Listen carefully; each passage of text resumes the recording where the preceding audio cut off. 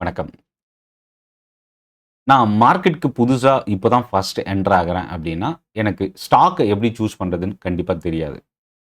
மார்க்கெட்ட learn பண்ணிக்கணும். கொஞ்சம் கொஞ்சமா அதோட பிஹேவியர் அண்டர்ஸ்டாண்ட் பண்ணணும். எந்த ஸ்டாக் நம்ம சூஸ் பண்ணணும். இது எல்லாமே ஒரு பெரிய கொஸ்டின் மார்க். ஏன்னா மோர் தென் 2000 டூ 3000 கம்பெனிஸ்க்கு மேல ஷேர் மார்க்கெட்ல ட்ரேட் ஆகுது. அதுல வந்து பிராட் மார்க்கெட் அப்படின்ற இண்டெக்ஸ்க்குள்ள மட்டுமே டாப் 500 கம்பெனிஸ் இருக்கு. இந்த 500 கம்பெனில இருந்து சூஸ் பண்ணணும்னா கூட ரொம்ப ஒரு கஷ்டமான விஷயம் தான். ஸோ, இதுக்கு ஒரு பிகினருக்கு பயன்படக்கூடிய ரொம்ப ஒரு இம்பார்ட்டன்ட் ஃபேக்டர் தான் ஆ ரெகுலேட்டர் வச்சிருக்கிற இந்த ETF எக்ஸ்சேஞ்ச் ட்ரேடட் ஃபண்ட். இது பிகினருக்கு ரொம்ப ஒரு யூஸ்ஃபுல்லான ஒரு கான்செப்ட் அப்படின்னு சொல்லலாம். இன்வெஸ்ட் பண்றதுக்கு ஸ்டாக் மார்க்கெட்ல. இத பத்தின டீட்டெயில் நம்ம இந்த வீடியோல ஒன் பை ஒன்னா பார்க்க போறோம். சென்னை ட்ரேடிங் அகாடமி சப்ஸ்கிரைப் பண்ணி வாட்ச் பண்ணுங்க. என்னோட ட்ரெய்னிங் செஷன்ஸ்க்கான லிங்க் டெலகிராம்க்கான லிங்க் டிஸ்கிரிப்ஷன்ல இருக்கு. யூஸ் பண்ணிக்கங்க. இப்போ வீடியோக்குள்ள போகலாம். So ETF exchange traded fund. ஒரே ஒரு முதலீடுல என்டையர் நிஃப்டி 50 கம்பெனிஸ்ல நம்மளால இன்வெஸ்ட் பண்ண முடியும்னா, கண்டிப்பா இந்த ETF மூலியமா நம்ம இன்வெஸ்ட் பண்ணலாம். சப்போஸ் நான் என்கிட்ட ஒரே ஒரு ₹1000 தான் இருக்கு. ஆனா நிஃப்டில இருக்கிற 50 கம்பெனில என்னால இன்வெஸ்ட் பண்ண முடியும்.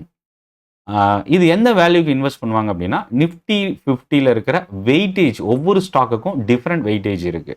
ஸோ அந்த டிஃபரண்ட் வெயிட்டேஜ் என்னவோ அதே ப்ரொபோர்ஷன்ல தான் நம்மளோட இன்வெஸ்ட்மெண்ட்டும் இந்த ₹1000ம் இன்வெஸ்ட் ஆகும். ஸோ அப்போ என்னன்னா, ETFல நெறைய வகை இருக்கு.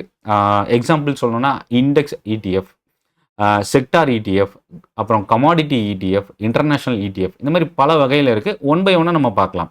ஃபர்ஸ்ட் ETF ஓட பேசிக் என்ன? இது ஒரு மியூச்சுவல் ஃபண்ட் மாதிரி பாஸ்கெட் ஆஃப் ஸ்டாக்ஸ் இந்த ETF மூலியமா நம்ம இன்வெஸ்ட் பண்ண முடியும். இதுல மியூச்சுவல் ஃபண்டுக்கும் ETFக்கும் என்ன டிஃபரன்ஸ் அப்படின்னா, மியூச்சுவல் ஃபண்ட் பொறுத்தவரைக்கும் இன்கேஸ் வெள்ளிக்கிழமை மார்க்கெட் முடிஞ்சதுக்கு அப்புறம் ஒரு பெரிய அனௌன்ஸ்மென்ட், ஒரு பாசிட்டிவ் அனௌன்ஸ்மென்ட் வருது. அது திங்கட்கிழமை மார்க்கெட் ஓப்பன் ஆயிடும். ஓப்பன் ஆகும்போது ஒரு பெரிய கேப் அப் இருக்கும் அப்படின்னு ஒரு எக்ஸாம்பிள்க்கு வச்சுக்கலாம். அப்படி இருக்கும்போது திங்கட்கிழமை மார்க்கெட் முடிஞ்ச அந்த க்ளோசிங் பிரைஸை வச்சு தான் மியூச்சுவல் ஃபண்ட்ல நம்ம இன்வெஸ்ட் பண்ண முடியும். ஆனா மார்க்கெட் ஓப்பன் ஆகும்போதே ETFல நீங்க இன்வெஸ்ட் பண்ணலாம். இது ரொம்ப ஒரு அட்வான்டேஜ். மார்க்கெட் ஹவர்ஸ்ல லைவ் பிரைஸை நீங்க ட்ராக் பண்ண முடியும். ETF பொறுத்தவரைக்கும் மியூச்சுவல் ஃபண்ட்ல க்ளோசிங் பிரைஸ் வச்சு தான் NAV வச்சு தான் நம்மளால வேல்யூவை ட்ராக் பண்ண முடியும். ஸோ இப்போ இதுல என்னென்ன அட்வான்டேஜஸ் இருக்கு அப்படின்னா, டைவர்சிஃபிகேஷன்.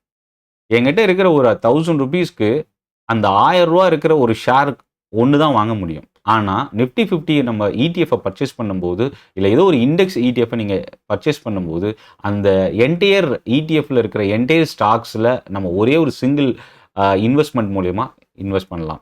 டைவர்சிஃபிகேஷன் அப்படின்னு சொல்லுவோம். 2வது லோயர் காஸ்ட். இது ஒரு பெரிய அட்வான்டேஜ். லிக்விடிட்டி ரொம்ப அதிகமா இருக்கும். டிரான்ஸ்பரன்சி. ஸோ இது ரொம்ப இம்பார்ட்டன்ட் ஃபேக்டர். இப்போ இண்டெக்ஸ் ETFக்கு வரலாம். இதுதான் பிகினருக்கு ஃபர்ஸ்ட் ஸ்டெப். நீங்க ETF அப்படின்னு வரீங்கன்னா, இதுதான் முதல் ஸ்டெப் அப்படின்னு சொல்லலாம். ரொம்ப பாப்புலரான ETF அப்படின்னா, பெஞ்ச்மார்க் இண்டெக்ஸ் ஆன நிஃப்டி 50யோட ETF இருக்கு. சென்செக்ஸோட ETF இருக்கு. அதே மாதிரி S&P 500 ETF, குளோபல் ETF இருக்கு. இதெல்லாமே வந்து பார்த்தீங்கன்னா, ரொம்ப ஃபெமிலியர் இல்ல பாப்புலரான ETF அப்படின்னு சொல்லலாம். அப்போ என்னன்னா, இவங்க இந்த ETFல யாரெல்லாம் இன்வெஸ்ட் பண்ணலாம்? பிகினர் இன்வெஸ்ட் பண்ணலாம். லாங் டர்ம் இன்வெஸ்டர்ஸ் இன்வெஸ்ட் பண்ணலாம். பாசிவ் இன்வெஸ்டிங் விருப்பப்படுறவங்க இந்த ETFல பண்ணலாம். எக்ஸ்பென்ஸ் ரேஷியோ ரொம்ப குறைவா இருக்கும். ஈஸியா டைவர்சிஃபை பண்ணிக்கலாம். ஸ்டாக் பிக் பண்ற அந்த ஸ்ட்ரெஸ் வந்து நமக்கு இருக்காது. கரெக்ட்டா நான் வாங்குற ஸ்டாக் தான் இறங்கும். அப்ப நம்மளோட இன்வெஸ்ட்மென்ட் ஃபால் ஆகும். அந்த மாதிரி பிரச்சனை இல்லாம ETFல நம்ம காமனா ஒரு பாஸ்கெட் ஆஃப் ஸ்டாக்ஸ்ல ஒரு சிங்கிள் இன்வெஸ்ட்மென்ட் மூலியமா நம்ம பண்ண முடியும். அடுத்தது ஈக்விட்டி ETF. இண்டெக்ஸ் ETF பார்த்தோம். 2வது ஈக்விட்டி ETF. ஈக்விட்டி ETFனா என்னன்னா, இதுவும் ஒரு ஸ்டாக்ல இன்வெஸ்ட் பண்ணக்கூடிய ETF தான். ஆனா, சப்போஸ் மிட் கேப் ஸ்டாக்ஸ்ல மட்டும் நான் இன்வெஸ்ட் பண்ணணும். லார்ஜ் கேப் ஸ்டாக்ஸ்ல நான் இன்வெஸ்ட் பண்ணணும். ஸ்மால் கேப் கம்பெனிஸ்ல நான் இன்வெஸ்ட் பண்ணணும். இந்த மாதிரி ETF எக்ஸாம்பிள் வந்து பார்த்தீங்கன்னா, லார்ஜ் கேப் ETF இருக்கு. லார்ஜ் கேப் ஸ்டாக்ஸ்ல இன்வெஸ்ட் பண்ணக்கூடிய ETFs இருக்கு. இது வந்து ஏற்கனவே இண்டெக்ஸ் ETF விட பெட்டரான குரோத் எதிர்பார்க்கிறவங்களுக்கான ஒரு ETF. ஆனா பிகினர் கொஞ்சம் கேர்ஃபுல்லாவே இந்த ETF நீங்க யூஸ் பண்ணலாம். வாலட்டிலிட்டியும் கொஞ்சம் அதிகமா இருக்கும் இந்த ETF பொறுத்தவரைக்கும். அடுத்தது பாண்ட் ஆர் டெட் ETF. இது வந்து மார்க்கெட்டுக்கு ரொம்ப ரிலேஷன்ஷிப் பொறுத்த வரைக்கும் ரொம்ப குறைவு. மார்க்கெட் வாலட்டிலிட்டி இம்பேக்ட் ரொம்ப குறைவு. இந்த டெட்டில் பாண்ட் இடிஎஃப்ல எக்ஸாம்பிள் வந்து பார்த்தீங்கன்னா பாரத் பாண்ட் இடிஎஃப் அப்படின்னு ஒன்று இருக்குது. ஸோ இது வந்து பார்த்தீங்கன்னா நம்ம டைரெக்டாக கடன் பத்திரத்தில் இன்வெஸ்ட் பண்ணக்கூடிய இடிஎஃப்ல நம்ம இன்வெஸ்ட் பண்ணலாம். ஃபிக்ஸட் ரிட்டர்ன், நமக்கு இன்ட்ரெஸ்ட் இன்கம், ப்ரைஸ் மூவ்மெண்ட், இது ரெண்டுமே நமக்கு பெனிஃபிட்ஸ் இருக்கும். இது யார் இன்வெஸ்ட் பண்ணலாம் அப்படின்னா கன்சர்வேட்டிவ் இன்வெஸ்டர்ஸ், ரொம்ப சேஃபாக செக்யூர்டாக இன்வெஸ்ட் பண்ணணும்னு நினைக்கிறவங்களுக்கான ஒரு இடிஎஃப். ரிட்டையர்மெண்ட் பிளானிங் இருக்கிறவங்க இந்த இடிஎஃப் சூஸ் பண்ணலாம். டெம்பரவரியாக பார்க்கிங் ஃபண்ட்ஸை வந்து நான் பார்க் பண்ணுறதுக்கு யூஸ் பண்ணலாம். ஸோ இதெல்லாமே வந்து அட்வான்டேஜ். இதை தாண்டி இன்னும் ஒரு சில ப்ளஸ் இருக்குது. அதாவது வாலட்டிலிட்டி ரொம்ப குறைவாக இருக்கும். ஸோ அதே மாதிரி ரிஸ்க் வந்து ரொம்ப குறைவாக இருக்கும். ஆனால் இதில் என்ன பிரச்சனை இருக்கும்னா இன்ட்ரெஸ்ட் ரேட் ரிஸ்க் இருக்குது, அது ஒரு நெகட்டிவ். அடுத்தது செக்டோரல் இடிஎஃப். சப்போஸ் ஏன்னா நமக்கு வந்து பார்த்திங்கன்னா ஒவ்வொரு பீரியட் இல்லை ஒவ்வொரு டைம்லேயும் ஒவ்வொரு செக்டார் பர்ஃபார்ம் பண்ணும். எல்லா டைம்லேயும் பர்டிகுலர் செக்டார் பர்ஃபார்ம் பண்ணாது. எக்ஸாம்பிள் வந்து பார்த்திங்கன்னா மெட்டல் ஸ்டாக்ஸ் வந்து இப்போ இந்த 2026 இந்த ஏப்ரல் மேல வந்து நல்லா பர்ஃபார்ம் பண்ணிகிட்ருக்கு. அதே மாதிரி இன்னொரு பக்கம் ஐடி செக்டார், இந்த ஏஐயோட டிரான்ஸ்ஃபர்மேஷன் வந்து பெரிய பாதிப்பை ஏற்படுத்தியிருக்கு. இந்த மாதிரி ஒவ்வொரு டைம்லேயும் ஒவ்வொரு செக்டார் வந்து பூம் ஆகும் இல்லை ஃபால் ஆகும். இந்த சுச்சுவேஷனில் நம்ம செக்டோரல் இடிஎஃப் வந்து நம்ம சூஸ் பண்ணலாம். டெக்னாலஜி இடிஎஃப் இருக்குது, மெட்டல் இடிஎஃப் இருக்குது, ஃபார்மா, பேங்கிங் செக்டார், இது எல்லாமே நீங்கள் சூஸ் பண்ணலாம். அடுத்தது இதில் என்ன ரிஸ்க் இருக்கும் அப்படின்னு பார்த்தீங்கன்னா பர்டிகுலராக அந்த செக்டாரில் ஏதாவது பெரிய அளவுக்கு வீக்னஸோ இல்லை ஃபால் வந்ததுன்னா நம்மளோட இன்வெஸ்ட்மெண்ட்டுக்கும் அந்த ரிஸ்க் இருக்குது அப்படின்னு சொல்லலாம். தீமெட்டிக் இடிஎஃப், செக்டோரல் இடிஎஃப்க்கும் தீமெட்டிக் இடிஎஃப்க்கும் டிஃப்ரென்ஸ் இருக்குது. டெக்னாலஜின்றது ஒரு செக்டார், பட் இதில் தீமெட்டிக்ன்றது electric vehicle industry, AI industry, அதாவது சப் செக்டார் அப்படின்னு கூட சொல்லலாம். தீமெட்டிக் இண்டஸ்ட்ரி, தீமெட்டிக் இடிஎஃப்பை பொறுத்த வரைக்கும் க்ளீன் எனர்ஜி, ரினியூவபிள் எனர்ஜி, இதெல்லாமே ஒரு தீமெட்டிக் இன்வெஸ்ட்மெண்ட் பண்ணக்கூடிய இடிஎஃப். ஸோ ஃபியூச்சர் க்ரோத் இருக்கக்கூடிய இடிஎஃப்பை நீங்கள் ஃபோக்கஸ் பண்ணணும் அப்படின்னா ஸ்டாக்குக்கு பதில் இந்த இடிஎஃப்பை நீங்கள் சூஸ் பண்ணலாம். கமாடிட்டி இடிஎஃப், கோல்டு சில்வரில் இன்வெஸ்ட் பண்ணக்கூடிய இடிஎஃப்.